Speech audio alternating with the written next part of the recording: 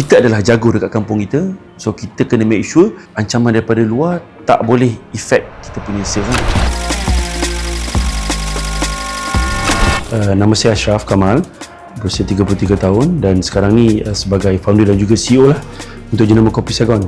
Kita bermula daripada Jun 2021, humble beginning, dan sekarang kita dah berkembang lebih daripada 200 outlet lah. During COVID, kita nampak semua orang mula terdedah kepada kopi.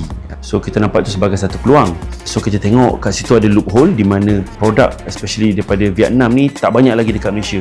Bisnes Kopi Saigon ni sebenarnya dimeriahkan oleh owner-owner outlet. Diorang ambil package licensing kepada kita. So diorang ni lah yang menterjemahkan dunia perniagaan Kopi Saigon ni kepada customer.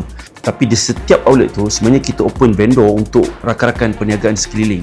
Contoh, outlet yang berada di Pening, open vendor untuk mana-mana peniaga kecil, PKS kita, Bumi Putra yang nak letak produk dekat outlet kita pun kita bantu. Dalam tak sedar sebenarnya kita dah bantu lebih daripada 1,000 orang PKS ataupun Bumi Putra yang ada bisnes kecil-kecilan yang tak ada platform nak menjual. So kita sediakan platform.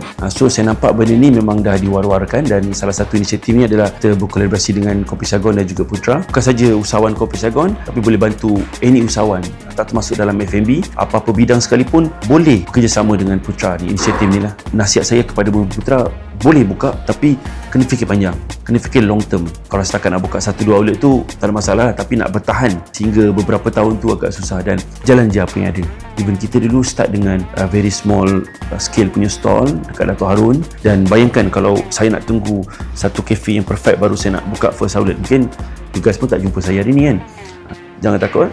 If you fail, you try harder. Kalau you gagal satu, you kena cuba lagi lah. So kena buang perasaan takut.